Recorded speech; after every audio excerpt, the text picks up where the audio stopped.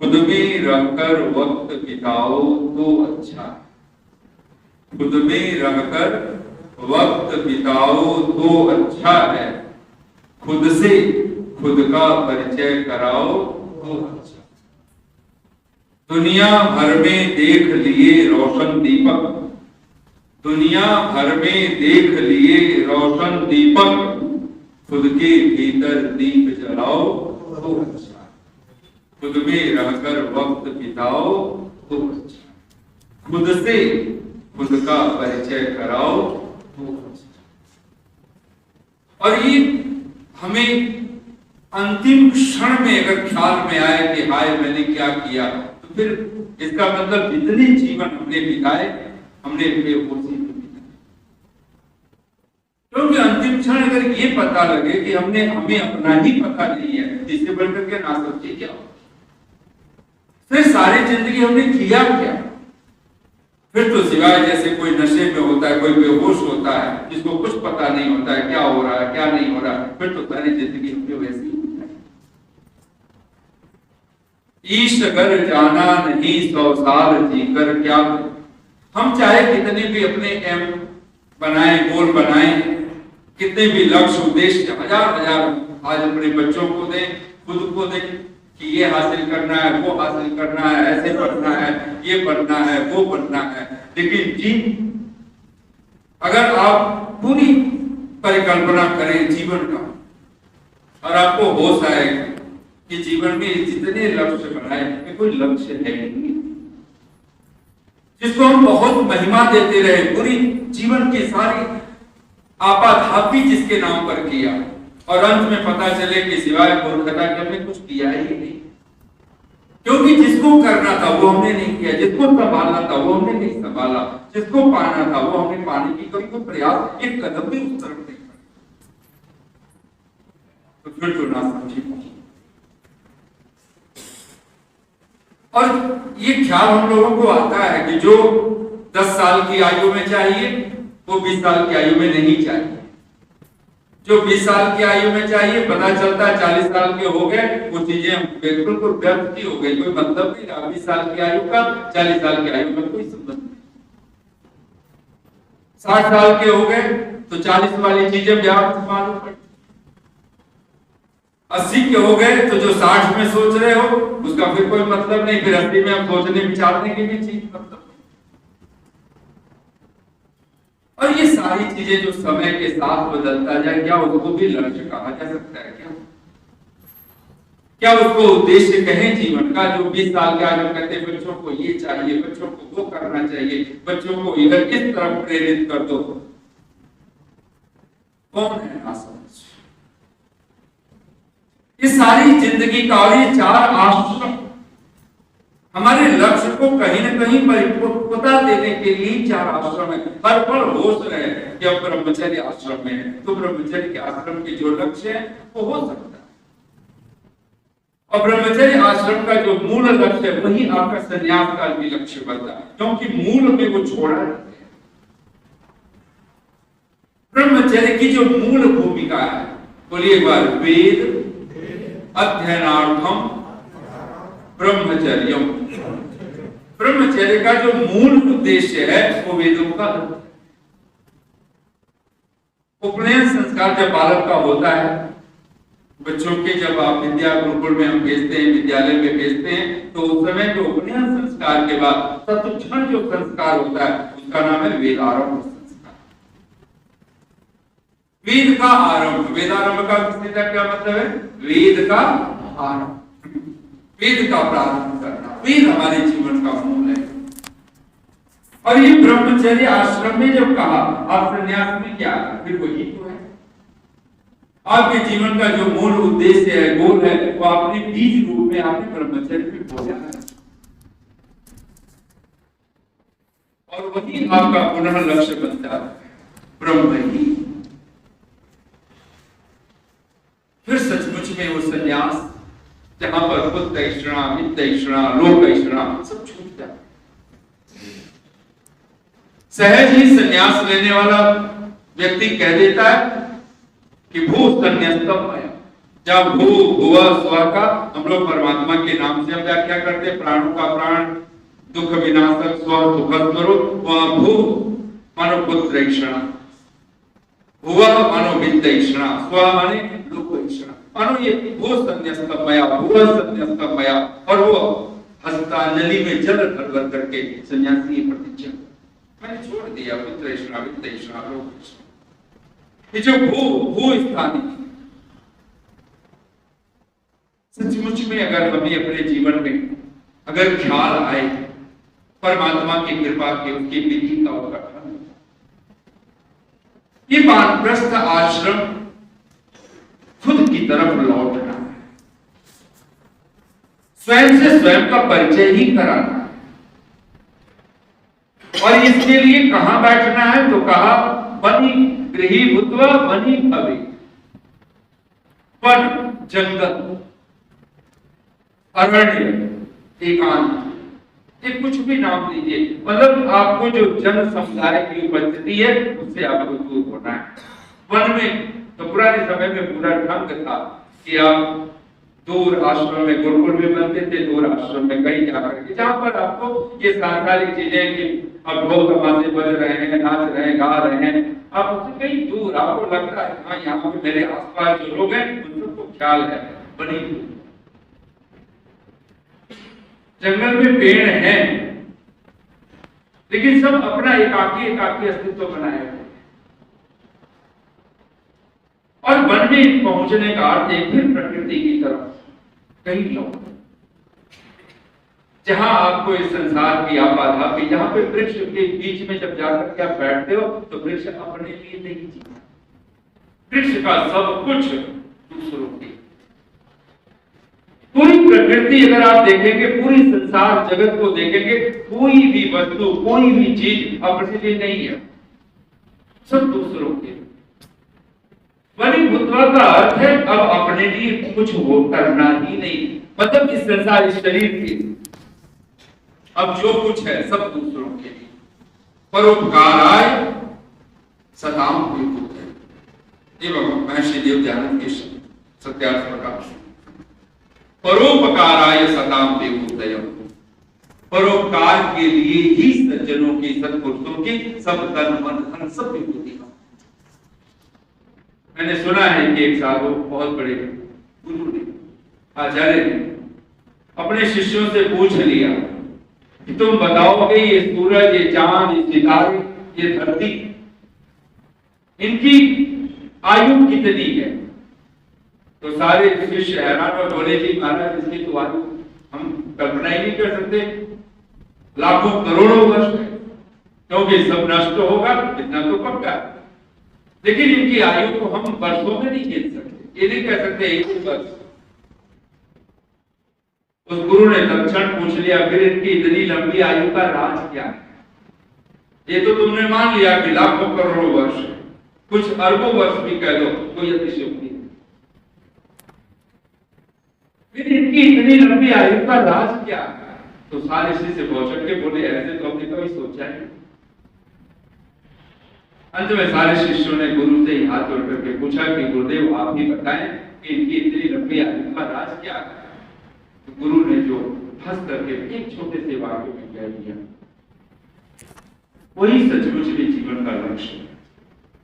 गुरु ने कहा इनकी इतनी लंबी आयु का एक ही राज है, ये अपने लिए नहीं जीते औरों के लिए। जितना स्वार्थ में केंद्रित इगोसेंट्रिक होकर के जितना जिएंगे उतना जीवन अल्प होता जाएगा, और जितना विराट होते जाएंगे, जितने बांटते जाएंगे, जितना बिखरते जाएंगे, दोनों हाथ उलीचिए यही सया, दोनों हाथ आपके जिंदगी बांटने वाले बन जाए, जो है उसको बांट, दाता बनकर कीजिए।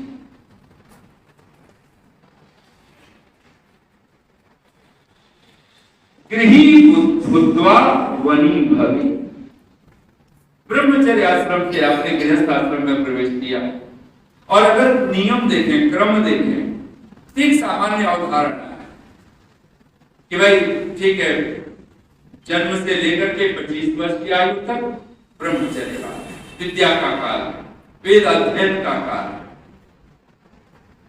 फिर ब्रह्मचर्य आश्रम से आपने जितना समय आपने विद्या में लगाया उतना समय आपको गृहस्थ में, तो आपको 50 वर्ष की आयु तक आपने गृहस्थ आश्रम का पालन।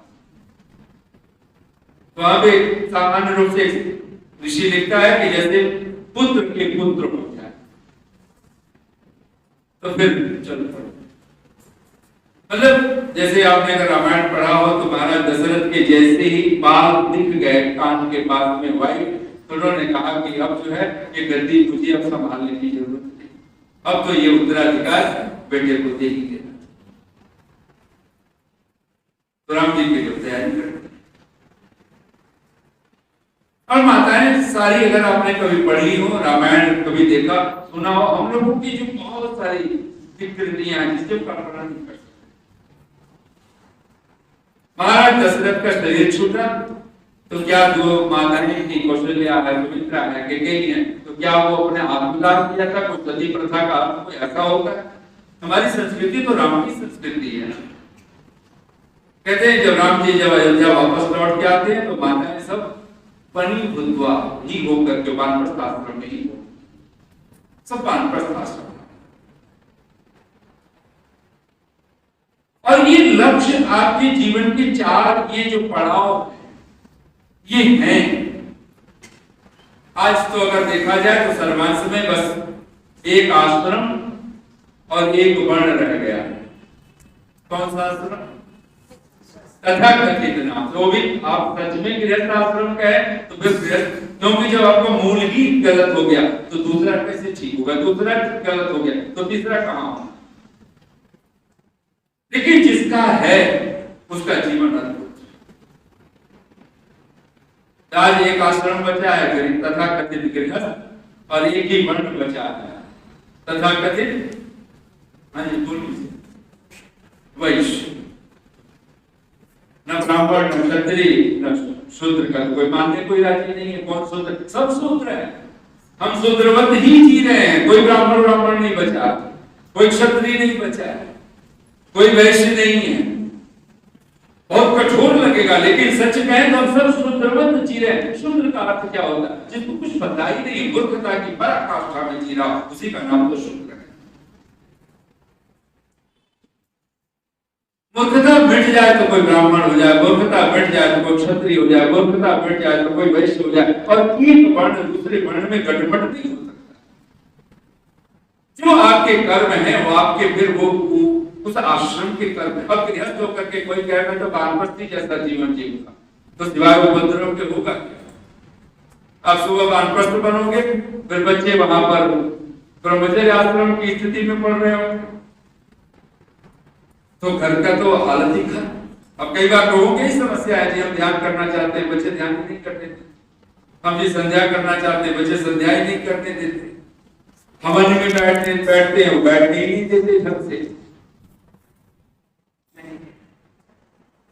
और बच्चों में तो एक चीज आप जान के हैरान होंगे, मैं तो देख रहा हूं, बच्चे कभी भी वही करते हैं जो आप कर रहे हैं।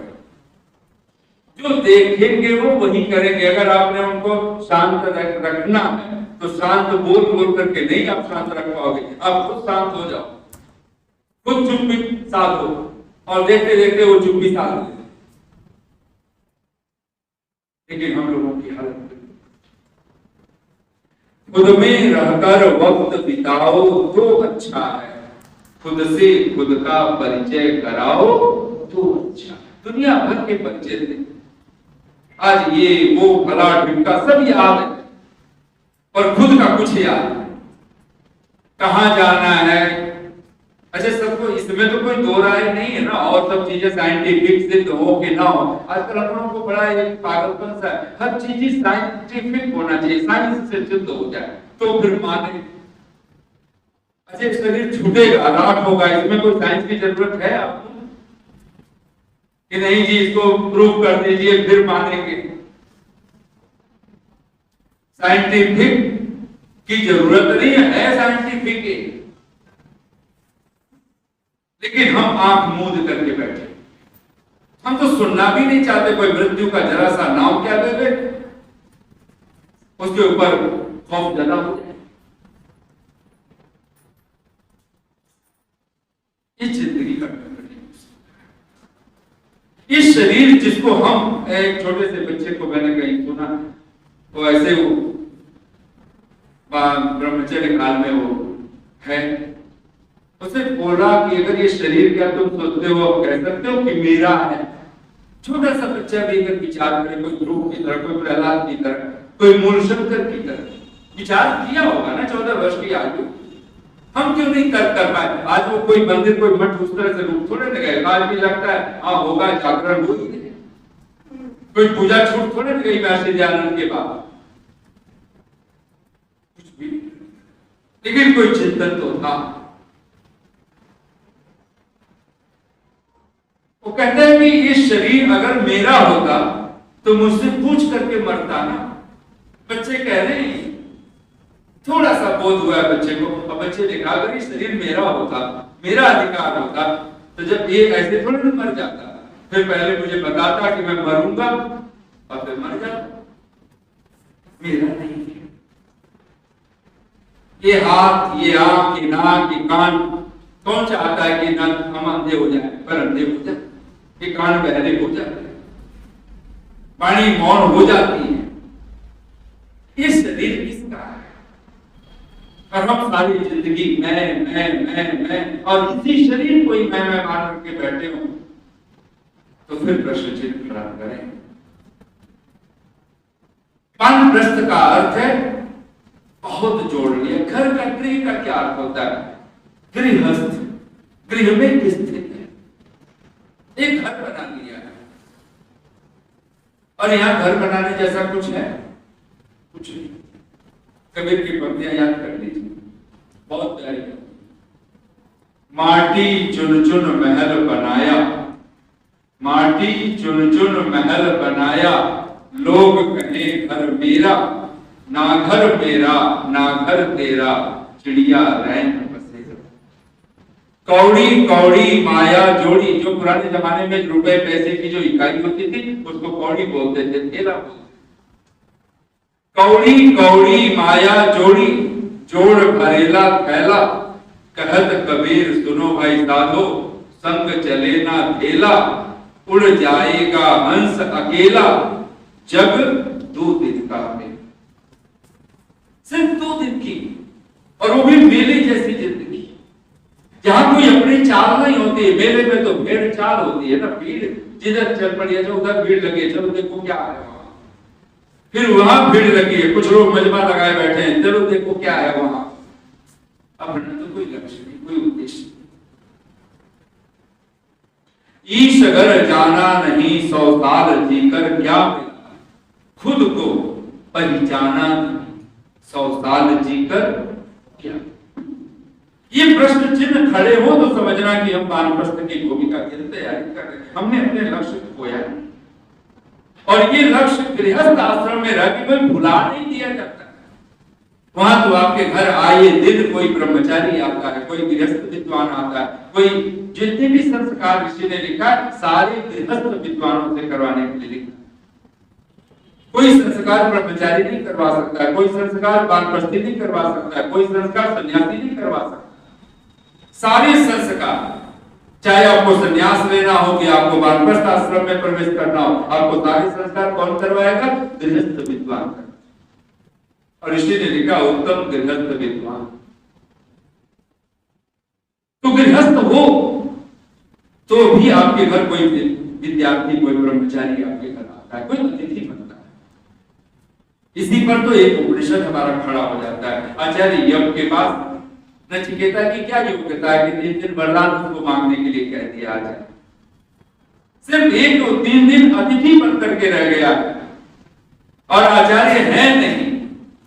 3 दिन तक कोई ब्राह्मण बालक नचिकेता और वो उपवासा हो, तो कोई अतिथि किसी के घर उपवास करे, कोई किसी अतिथि का कोई आतिथ्य न होता हो, बहुत बड़ा पाप।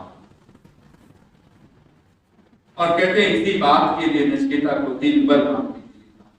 इसी पर कठोपनिषद है। मानो अतिथि यज्ञ क्या होता, अतिथि क्या होता, अतिथि क्या होता। हमारे घर कोई न कोई ब्रह्मचारी आए, हमारे घर कोई गृहस्थ विद्वान आए, कोई वानप्रस्थी आए, कोई साधु आए, कोई सन्यासी आए कोई भी। और इसीलिए तो वानप्रस्थ जब हम लोग अग्निहोत्र करते हैं और साथ में जब बलि वैष्णदेव यज्ञ आप करते हो तो उसको 3 चरणों में हम लोग करते हैं। पहला चरण है 10 आहुतियां, और ऋषि ने लिखा है ना, जैसे कि जो घर में झाड़ू बहारू लगाते हुए, झाड़ू पोछा करते हुए जो हिस्सा होती है उसके निमित्त प्रायश्चित रूप में 10 आहुतियां मीठे की निकाल के आपको डालनी चूल्हे की जो अग्नि है। दूसरा है आपको 16 भाग आपको निकालने होते हैं, ओखल मूसल आदि आदि सारे, कि जहां से आपको जो चीजें, जल का स्थान है, आपके अन्न का स्थान है, उस सारी चीजों का, जिसमें सानुगाय इंद्राय नमः नमः का करके 16 भाग निकाले जाते हैं। वो भी मीठे पदार्थ होते हैं, और उनको भी ऋषि ने लिखा है अग्नि में धर देने। अतिथि आए तो मंत्रों का पाठ करके, अब अतिथि ऐसा बोले जगह जगह टुकड़े निकालेंगे और किसी अतिथि को आप लाके परोस देंगे। वहां उसको उसके निमित्त आप वो सारे मंत्र पढ़ेंगे, थोड़ा सा निकाल करके अग्नि में धर देने का विधान है। तो मीठी ही आहुतियां दी जाती है। ये दूसरा चरण। मतलब कोई रोज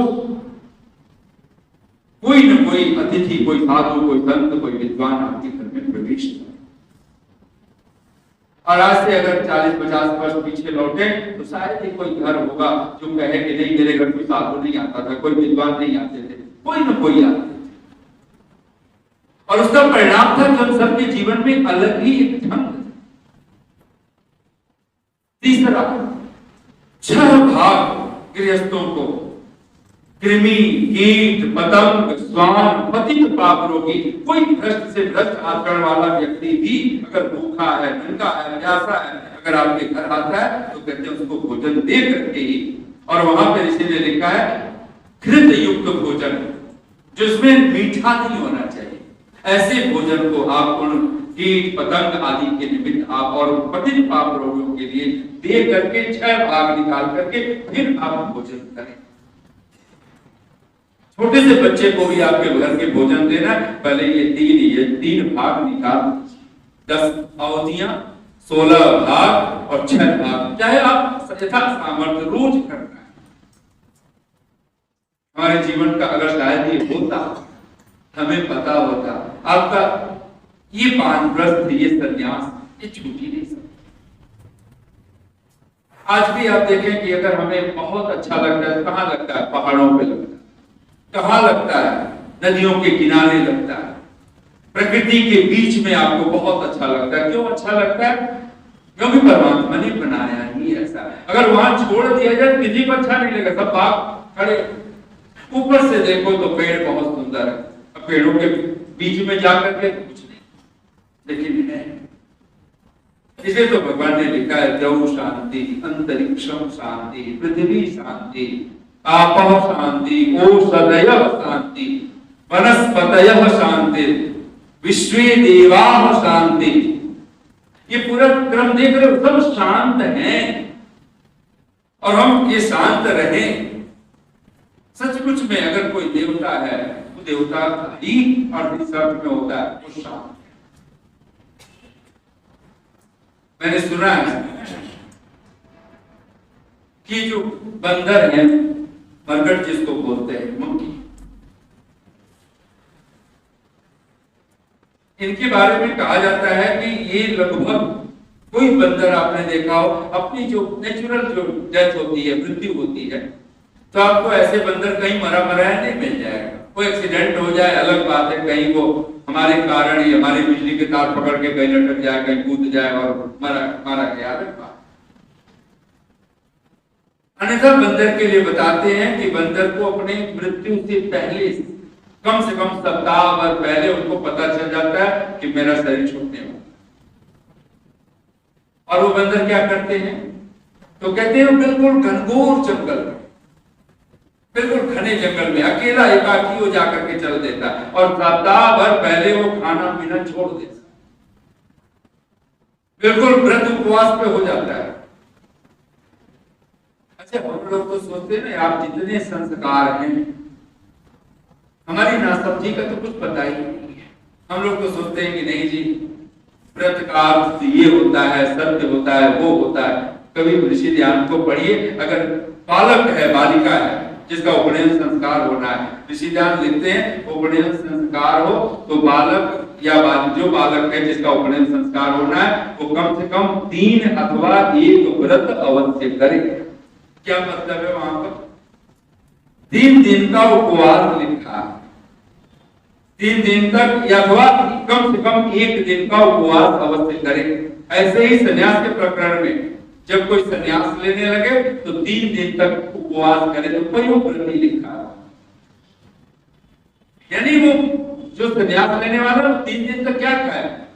तो केवल दुग्ध पान करे, जब जब भूख लगे। ऋषि ने लिखा है, जब जब ब्राह्मण बालक है तो उसका व्रत अलग है, क्षत्रिय बालक है तो उसका व्रत अलग है, वैश्य है तो उसका व्रत अलग है। ब्राह्मण के लिए लिखा पयोव्रती हो, यानी 3 दिन तक बच्चों को जब जब भूख लगे केवल दुग्ध पान करना, सुबह से शाम तक।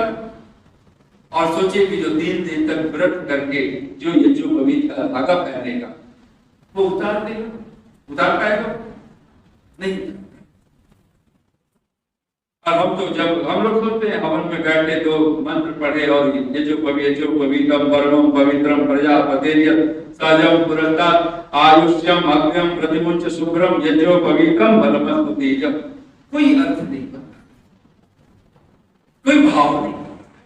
हम सोचते हैं 2 मंत्रों से, जी समाज में तो 2 मंत्रों से बस यज्ञोपवीत पहन लिया जाता है। नहीं, आपको बताओ कम से कम 4 घंटे लगते अगर विधिवत आप संस्कार करें।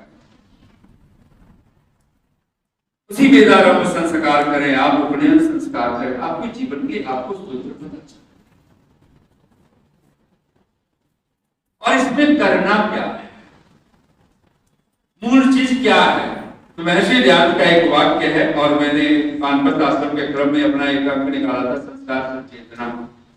ऋषि लिखते हैं कि ब्रह्मचर्य आश्रम में अंतिम जो पंक्ति है, शास्त्रों का विचार, महात्माओं का संग करके स्व आत्मा और परमात्मा को साक्षात करने में प्रयत्न किया करें। मूल क्या है? स्व आत्मा और परमात्मा का साक्षात्कार। ये आपके जीवन का, ये गृहस्थ में भी यही लक्ष्य है, आपका वानप्रस्थ में भी यही लक्ष्य है। आपका सन्यास भी यही लक्ष्य है। आपको मूल लक्ष्य क्या है? ईश अगर जाना नहीं 100 साल जीकर क्या मिला। ईश गर जाना नहीं 100 साल जीकर क्या मिला, खुद को पहचाना नहीं 100 साल जीकर क्या। बाधी गठरी धन माल, ध्यान देना, धन माल होना गलत नहीं है, लेकिन धन माल की गठरी बांधना ये बड़ा खतरनाक। ये बांध गठरी बांधना, ये गठरी बांधना। आप तो पुराने जमाने में गांठ बांधना पड़ा, वो बांधना या हर समय उसको बांध करके जब फिर छिपा करके संभाल करके रखना, ये बांधी गठरी। कुछ मिला है, बहुत बांध लिया, अब खोल दो, अब लुटा दो, अब बांट दो, अब बिखेर। भगवान की तो वाणी है ना, सतहस्त समाहर। 100 हाथ अगर आपके पास इकट्ठा करने वाले हो, क्लिंगिंग करने वाले हो, तो सहस्र हस्त संकिर, तो 1000 हाथ आपके हो जाए उसको बिखेरने के लिए, उसको बांटने के लिए, उसको लुटाने के लिए। पाना बहुत आवश्यक नहीं है, उसको बांटना बहुत बड़ी बात, बहुत बड़ी कला। हम लोग जब सुनते थे रहीम और गंग कवि की जो पंक्तियां बहुत प्यारी कि रहीम दान कर रहे हैं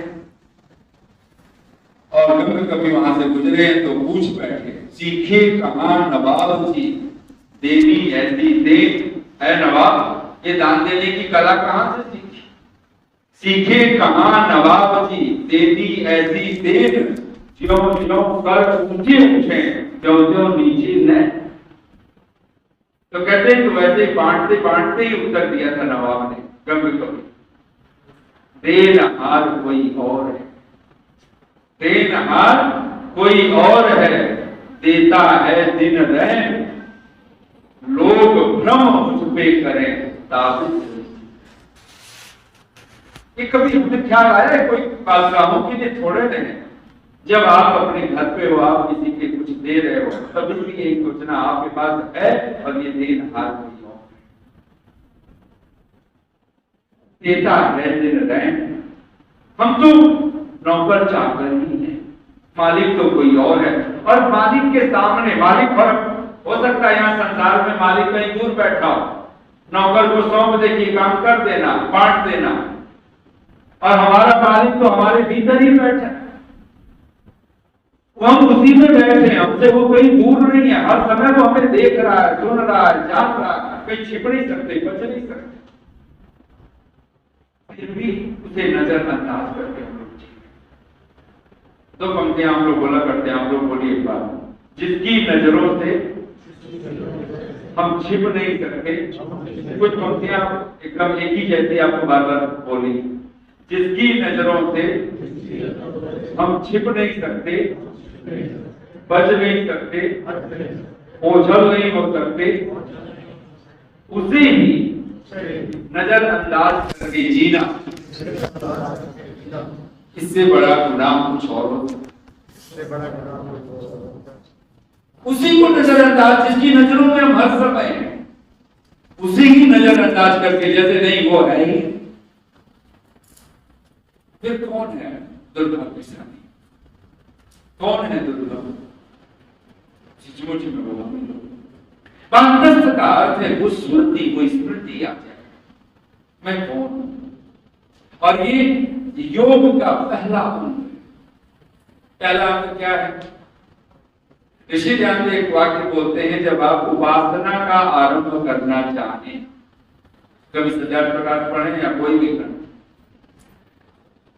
अगर आप वानप्रस्थ आश्रम में आपको घंटों घंटों आपको अपने साथ बैठना है, पहली बात तो एक आसन पर बैठने का, चाहे आप पर्यंक पे बैठे, लेटे बैठे, एक जगह पर बैठे, नहीं कि 10 मिनट बैठे फिर खड़े हो गए, फिर वहां से घूम के 2-4 मिनट आए, फिर आके बैठे, फिर घूम लिए, टहल लिए, नहीं, एक जगह पर कम से कम घंटा भर बैठने का अभ्यास। और ये ध्यान रखना, ये जब सत्संग करते हैं, ये जो याद करते हैं, ये आसन तो सिद्ध हो ही जाता है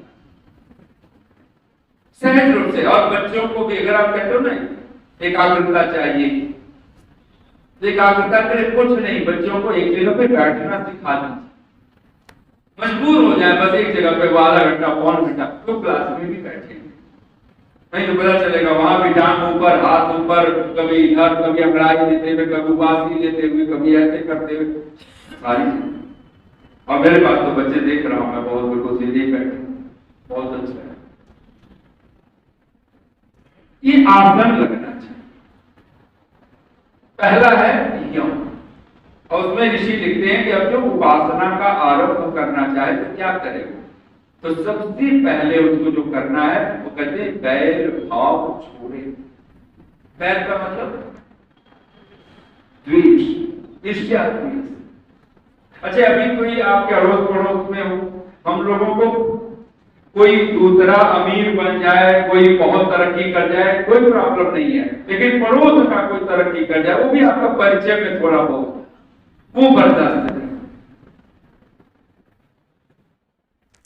पड़ोस में और पड़ोस की निंदा करने का रस मिल जाए तो फिर कुछ होगा। पड़ोस में है कोई और जानता है, आपने सुना है उसको क्या हो गया, उसके घर क्या हो गया, उसके ये हो गया वो हो गया, हम हजार काम छोड़ करके जाते हैं, लगता है बहुत बड़ा काम हम कर रहे हैं, इस समय बैठ करके ये निंदा चुगली।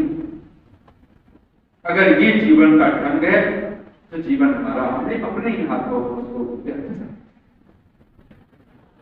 ईश अगर जाना नहीं 100 साल जीकर क्या मिला, खुद को पहचाना नहीं 100 साल जीकर क्या, बाधी गठरी धन माल की हमने अंतिम श्वास तक,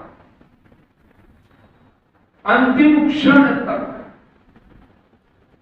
एक मजाक मैंने अभी शायद कल परसों में कुछ पढ़ रहा था कि एक बच्चे ने अपनी दादी से पूछ लिया, दादी आप कहाँ कहाँ घुमाए, तो वो अरब कंट्री का सारा नाम बताने लगी। पाकिस्तान, जब भी पाकिस्तान होता था तो मैं पाकिस्तान भी जा चुकी हूँ, अफगानिस्तान भी जा चुकी हूँ, उज्बेकिस्तान भी, ऐसे ऐसे कई नाम बोले।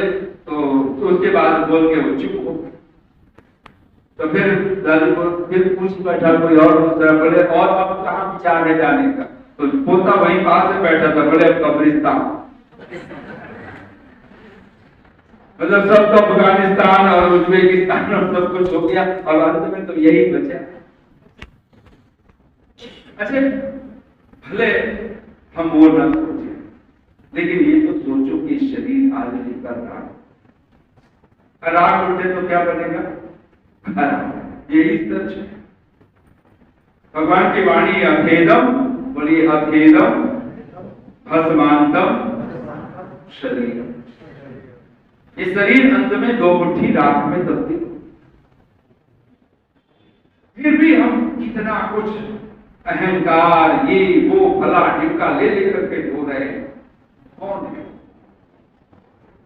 मैंने सुना है कि एक छोटी सी बात और बड़ी में जो पहुंच गई,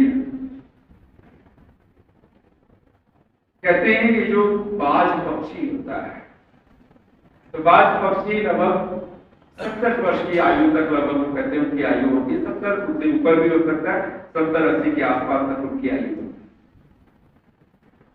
और अच्छी खासी उड़ान भरते हैं बाज। और बाज का ही एक नाम है सुवर्ण, गरुड़ पक्षी।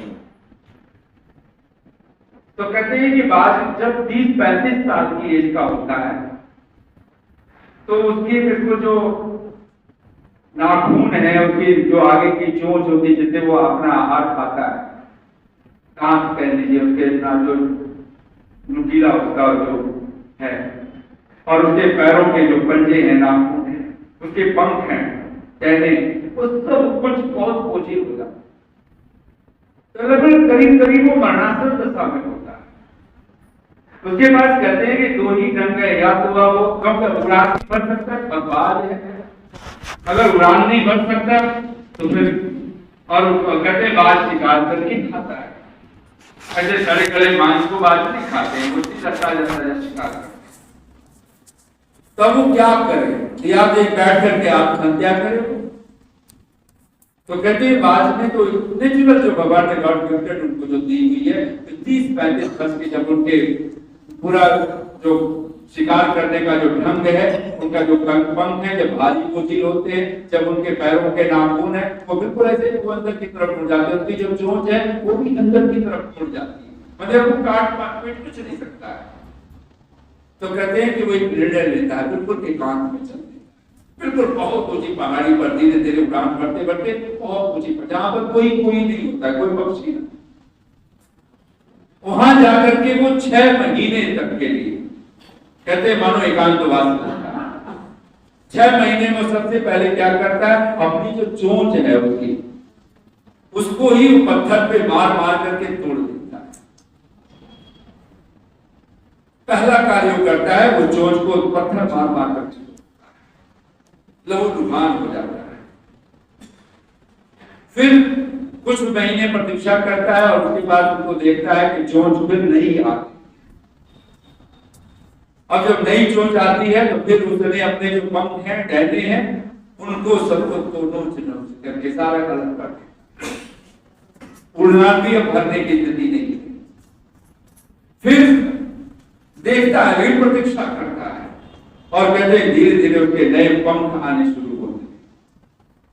और फिर जो पैरों में जो उसके जो नाखून है जो बिल्कुल सारे मुड़ चुके हैं, कहते हैं सारे नाखूनों को पत्थर पे पटक पटक करके उसको तोड़ देता है। तो पैरों के नाखून भी तोड़ देता है, सब लहूलुहान, फिर प्रतीक्षा करता है। तो चोंच आ चुके हैं नए, पंख अब उसके नए हो गए। इस पूरे क्रम में कहते हैं लगभग 6 महीने यानी लगभग 150 दिन के आसपास वो पूरे के पूरे एकांत में रहता है और तीन कार्य करता है। अपने आगे की चोंच उसको तोड़ देता है, अपने पंख नोच देता है, अपने पैरों के सारे नाखून तोड़ देता है और फिर वो जो 6 महीने में फिर वो उस अवस्था में होता है जैसे युवा।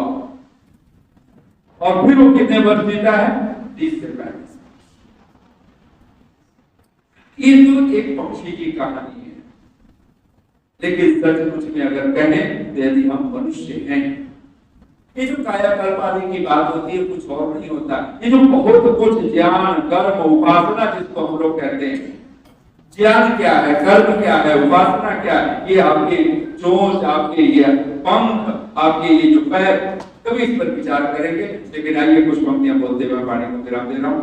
सबसे पहली चीज अपने जीवन में हम उपासना का प्रारंभ, पंच महायज्ञों में इसलिए अग्निपान पर्व के लिए सबसे जो महत्वपूर्ण विधान है वो है संध्या उपासना और दूसरा है अग्निहोत्र। इसे कभी नहीं छूटना है। वन में भी जाए तो कहते वो अग्निहोत्र के सामान को लेकर के उतारता, अग्निहोत्र से छूट नहीं। अगर सचमुच में अगर आप चाहते हो कि आपके जीवन में उपासना का ढंग बने तो चीज कभी मत छोड़िए, भगवान का ध्यान मत छोड़िए। इसको ऋषि ध्यान ब्रह्म यज्ञ कहते हैं, संध्या उपासना। और ये प्रातः काल की संधि वेला में और सायंकाल की संधि वेला, 1000 काम सब काम छोड़िए, शादी विवाह हो कहिए कि नहीं उस समय तो बस हम संध्या करेंगे, सब बैठ जाओ और अच्छा हो, लेकिन बैठिए और बिना यज्ञ के बिना अग्निहोत्र के तो कुछ कीजिए। तब ये 2 पंक्तियां पुनः जीवन का ये मैं अक्सर बोला करता हूं, इन पंक्तियों को बोल रहा हूं। इस जीवन का सार यही है, इस जीवन का बोल लीजिए भाई, इस जीवन का सार यही है, मिल जाए भगवान किसी दिन, इस दुनिया का उपकार यही है, बन जाए इंसान किसी दिन, जप तप व्रत संयम और सेवा का सब साधन का सार यही है, मिट जाए अज्ञान किसी दिन, इस जीवन का सार यही है, मिल जाए भगवान किसी दिन। सुख संपत्ति यदि मिल भी जाए, कब किसके यह संग में जाए, सब मिलने का सार यही है, हो जाए कुछ दान किसी दिन, प्रभु नाम तो हिय में धर लो,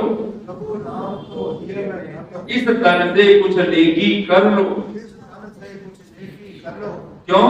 कब उड़ जाए श्वास का पंछी, कब उड़ जाए श्वास का पंछी, बन जाए शमशान किसी दिन। इस जीवन का सार यही है, मिल जाए भगवान। इस जीवन का सार यही है, मिल जाए भगवान किसी दिन। इस दुनिया का उपकार यही है, बन जाए इंसान किसी।